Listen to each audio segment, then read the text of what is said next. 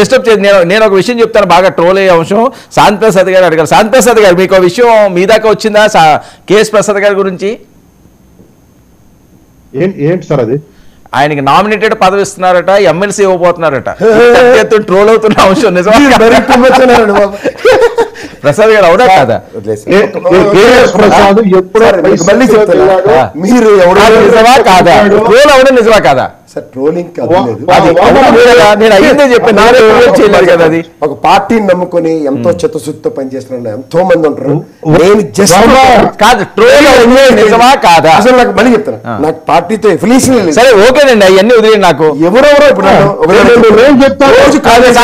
ప్రసాద్ గారు చెప్తారట. నాకు చెప్పండి, రోజు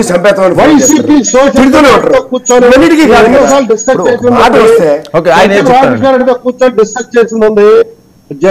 జగన్ రెడ్డి గారు మెప్పు పొంది అత్యంత మన ఆ రోజు అసెంబ్లీలో ఎవరున్నారు నా మనసు దోష అన్నాడు విషయం ఒకటి.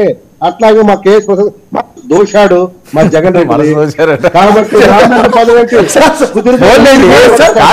ఇప్పుడే లేదు కదా, అది ఓకే. ఆయనకి మీరు చేస్తున్నారా చేయట్లేదు నేను అందులో సరే ఇవ్వచ్చు కదండి, ఏదో మంచి స్పీకర్. సరే ఎక్కడ ఉంటే ఏంటి ఇవ్వచ్చు. నేను ఉన్న ఒక మాట చెప్తాను సార్, నాకు ఒక స్వేచ్ఛ ఉంది. నేను ఏ పార్టీలోనే జాయిన్ అయ్యి నేను అధికారంలో తీసుకుందా అడిగే హక్కు. నేను ఏ పార్టీ చేసినప్పుడు నాకు మీరు ఓకే, ఎవరి అభిమానం చెప్పలేం కదా. ఓకే చూద్దామండి, ఆల్ ద బెస్ట్. ఏ రకంగా మాట్లాడుతున్నా దాని మీద తేడాలు వస్తాయి. Okay okay okay, all the best Prasad garu. Right, okay. Thank you so much Prasad garu చర్చలో పాల్గొన్నందుకు. Thank you Shanti Prasad garu, thank you Shekhar Reddy గారు, థ్యాంక్ యూ విజయ్ గారు. ఇది ఇవాళ prime debate. Stay tuned to 9